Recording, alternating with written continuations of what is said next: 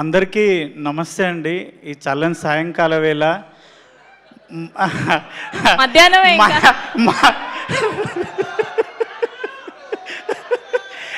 మనందరి సినిమా ఇరుముడి 6 ఏళ్ళ పాప నుంచి 60 ఏళ్ళ ముసలి వరకు ప్రతి ఒక్కరు థియేటర్కి పోయి చూస్తురన్న.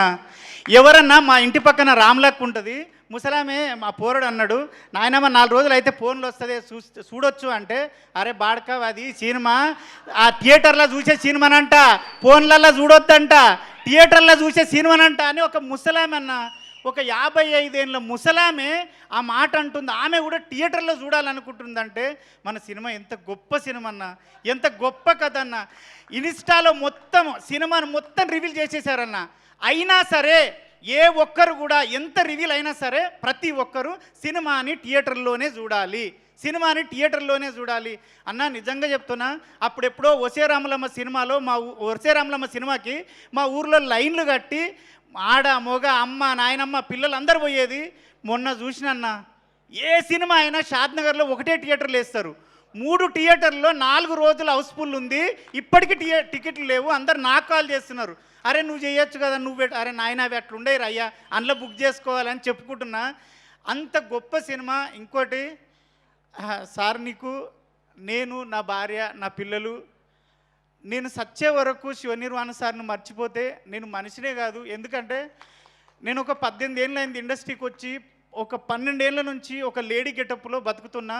కొమరక్క అనే గెటప్లో, కొమరక్క అనేది లెజెండు, ఆమె తోపు, ఆమె నేను కాదు సార్, ఒక గెటప్ మాత్రమే. నన్ను చాలామంది చాలా విధాలుగా కొన్ని అవమానపరిచి, వీడు లేడీ గెటప్పే చేస్తాడు, వీడు లేడీ గెటప్పే చేస్తాడు. నా ఫ్రెండ్స్ నా డైరెక్టర్లు నా రూమ్లో ఉన్నోళ్ళు 15 మంది డైరెక్టర్లు అయ్యారు సార్. వాళ్ళొక్కరు కూడా నా గురించి ఆలోచించలేదు సార్. నేను ఎంత చేస్తున్నా వాళ్ళకి తెలుసు. కానీ మీరు నా అన్న కాదు, నా తమ్ముడు కాదు, మీరు నాకు పరిచయం లేదు, ఎందుకు ఇచ్చారు సార్? నాకు 3 రోజుల నుంచి ఒక్కటే ఫోన్ మోగుతుంది. నా పిల్లం ఎప్పుడు నాతో సంతోషంగా లేదు. 3 రోజుల నుంచి దాని సంతోషం చూస్తుంటే, బావా నువ్వు ఏదైనా చేయగలవు, వీడు కొమరంగాడు అంటున్నారు బావా. నాగులుగాడు అయిపోయాను సార్, నేను నాగులు అయిపోయాను సార్. అది మీ పుణ్యమే సార్. నిజంగా నా భార్య చెప్పమన్నా సార్, మీ పాదాలకు వందనం చేస్తున్నా సార్. ఎందుకంటే నన్ను వీడు ఏదైనా చేయగలడు అని నాకు ఉంది సార్. నాకు ఎవ్వరు ఇవ్వలేదు సార్ 18 ఏళ్ళల్లో. వీళ్ళు పరిచయమే లేదు సార్. రవి సార్ ఎవ్వరూ పరిచయం లేదు. నన్ను చూసి నా టాలెంట్ని చూసిండో ఏం చూసిండో దేవుడిలాగా నాకు అవకాశం ఇచ్చినావు. అదైతే ఒకటి సార్. ఇంకొకటి, నేను ఫైట్లు ఎప్పుడు చేయలేదు సార్. దసరాలో కూడా సాయి సార్తో చేశాను, ఫైట్ చేయలేదు. ఫస్ట్ డే నాది ప్రామిస్ సార్, నాది గే క్యారెక్టర్ అనుకున్నాను సార్. నన్ను ఒక లేడీ గెటప్ వేసేటోని పిలుస్తున్నాడు అంటే ఏదో గే క్యారెక్టర్ ఏదో అనుకున్నాను. కానీ వచ్చే సార్ నాకు రెడ్ షర్ట్ వేసి గెటప్ వేసి నువ్వు రవి సార్ గల్లబట్టి కొట్టాలంటే ప్యాక్ అయినాయి సార్. నా తోటి కాలే సార్, నిజం సార్, నా తోటి కాలే. అప్పుడు ఆడొక బూత్ మాట ఉంటుంది, సార్ అన్నాడు అనరా అన్నాడు. అమ్మ నీ కాలుమొక్త సార్, నేను అనలేను సార్ అన్న. అంటే ఏం కాదు అనరా అన్నాడు. మీరు వచ్చేటప్పటికే నేను చెమటలతో తడిచిపోయినా సార్. మీరు అనుకున్నారు ఆ స్ప్రే కొట్టారేమో అనుకున్నారు సార్. కానీ అప్పటికే నేను మిమ్మల్ని చూసి తడిచిపోయాను సార్ అప్పటికే. కానీ గల్లబట్టి కొట్టిన ట్రైలర్లో ఉంటుంది, సినిమా చూసిర్రు, అది సింగిల్ టేక్లో ఓకే అయింది, హ్యాపీ ఫీల్ అయినా. తర్వాత ఫైట్ జరుగుతుంది. నేను 42 సినిమాలు చేశాను సార్. ఏ హీరో కూడా నాకు ఇంత కంఫర్ట్ ఇవ్వలేదు సార్. మీరు ప్రతి దగ్గర ఏం చెప్తున్నారంటే, అరే చూసుకున్నావా ఓకేనా ఫైటు, ఓకేనా ఫైట్ సార్. నేను అంత అద్భుతంగా ఫైట్ చేయడం ఏంటి సార్? ఎన్ని ప్రొడక్షన్ హౌస్ల నుంచి నాకు ఫోన్లు వచ్చినాయి సార్. ఈ 3 డేస్లోనే ఒక 7 ప్రొడక్షన్ హౌస్ల నుంచి నాకు కాల్స్ వచ్చినాయి సార్. ఒరే నువ్వు నాగులుగాడేనా, ఇంత కుమరకంటే మేము నమ్ముతలేం రా నాయన, మతిపోతుందిరా నాయన అని.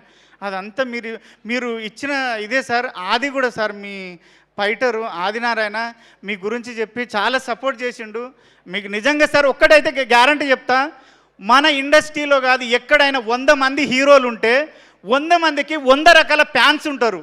కానీ ఆ 100 రకాల మంది ఫ్యాన్స్, 100 హీరోల ఫ్యాన్స్ ఒకే ఒక వ్యక్తిని ఇష్టపడే వ్యక్తి మన రవితేజ సార్. ఆయనకు సపరేట్ ఫ్యాన్స్ ఫాలోయింగ్ అంటూ లేదు, అందరు హీరోల ఫ్యాన్స్ కలిసి ఇష్టపడే మనిషి ఆ సారు. అంత మంచి సారు. మీరు ఇక్కడ నైట్లో ఫైట్ జరిగేటప్పుడు కూడా ప్రతిదీ అరే తాగుతుంది చూసుకో, సరేనా, నీకు కంఫర్టేనా అన్నాడు. ఆ ఫైట్లో అయితే కుక్కను కొట్టినట్టు కొట్టిరు సార్. ఆ ఎర్ర రెడ్ షర్ట్ వేసుకున్నాడు శివసారికి చెప్పిన దెబ్బ తాకిందంటే ఎక్కడ వద్దంటాడు అని భయంతో వద్దు, నా లైఫ్లో ఫస్ట్ టైం వచ్చింది నిరూపించుకోవాలని సార్ తాకిందారా కొమరం అంటే లేదు సార్ లేదు సార్ లేదు సార్, ఎక్కడక్కడ వాసిపోతున్నాయి రైట్. ప్రతిరోజు ఆ 4 రోజులు డోలో వేసుకొని పండుకున్నా సార్, మందు అలవాటు లేదు, మందు ఉంటేసి కానీ డోలో వేసుకొని పండుకున్నా కంపల్సరీ. కానీ మీ మంచితనం ఏంటంటే దెబ్బ తాకిన ప్రతిసారి వచ్చి అరే సారీ రా తాకిందా అంటే ఏందాకలేదు సార్ ఏందాక భయము. కానీ నా జీవితంలో మర్చిపోలేని క్యారెక్టరు, నేను బతుకున్నంతకాలం దీనివల్ల నేను బతుకుతా అని భరోసా ఇచ్చిన క్యారెక్టరు మీకు సాయన్న ఎక్కడున్నా గంటలు మీటింగ్ పెట్టి ఒక దగ్గర కూర్చొని మాట్లాడి మంచి చెడులు చెప్పే పెద్ద మనిషి అన్న. Thank you. వల్లి గారికి, మన కోడైరెక్టర్ సురేష్ అన్నకి, ప్రతి ఒక్కరికి 24 క్రాప్లో పనిచేసిన ప్రతి ఒక్కరికి, రియల్ సతీష్ మాస్టర్కి, డిఓపి సార్కి, ప్రతి ఒక్కరికి థ్యాంక్ యూ. ఆ టీచర్ అమ్మ నీ గురించి మా వదిన మా భార్య అందరు ఏమన్నారంటే తప్పుగా అనుకో సార్, ఉన్నట్టు చెప్తున్నా, అది ఆ టీచర్ అమ్మ మీద రాక్షసి ఉన్నట్టున్నది దాన్ని చంపుండ్రు అన్నారు. అంటే నీ మీద అంత కోపం వచ్చింది జనాలకి అంటే మీ ఎంత సక్సెస్ చేశాం సార్, అసలు ఎంత సక్సెస్ చేశాం. సాయన్న ఒక్కటే డైలాగ్ అయిపోయింది. మీరు లాస్ట్లో మీరు రవితేజ్ సార్ తోటి ఒక్కసారి మా భార్యను పాపకి చెప్పొస్తా అంటే సార్ అయిపోయింది ఇంకా లేదు. మీ అందరికీ థ్యాంక్ యూ ప్రొడ్యూసర్లకి అందరికీ, అనంత శ్రీరామ్ గారికి thank you so much sir. మీ అందరికీ పాదాభివందనం చేస్తున్నాను.